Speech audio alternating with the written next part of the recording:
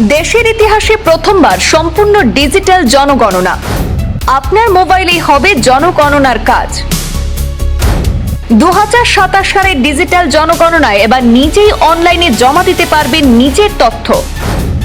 August মাস থেকেই মিলবে অনলাইনে সেলফ এনুমারেশনের সুযোগ।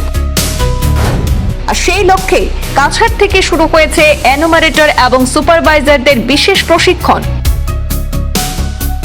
ভারতের জনগণনার ইতিহাসে শুরু হতে চলেছে এক নতুন অধ্যায়। প্রথমবারের মতো সম্পূর্ণ ডিজিটাল পদ্ধতিতে হতে যাচ্ছে জনগণনা।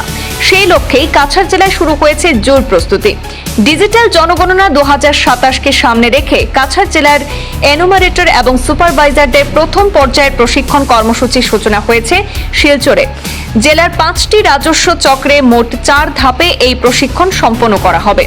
উদ্বোধনী অনুষ্ঠানে জেলা জনগণনা আধিকারিক তথা অতিরিক্ত জেলায়ুক্ত রক্তিম বড়ুয়া বলেন, জনগণনার তথ্য যেন নির্ভুল এবং মানসম্মত হয় সেজন্য মাঠ পর্যায়ের কর্মীদের দক্ষতা অত্যন্ত গুরুত্বপূর্ণ।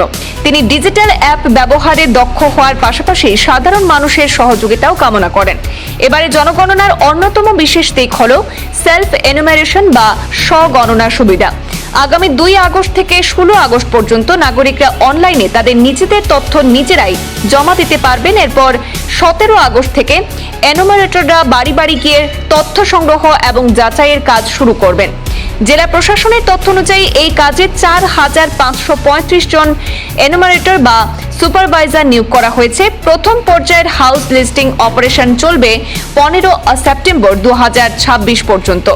আর দ্বিতীয় পর্যায়ের পপুলেশন এনুমারেশন অনুষ্ঠিত হবে 2027 সালের ফেব্রুয়ারি মাসে।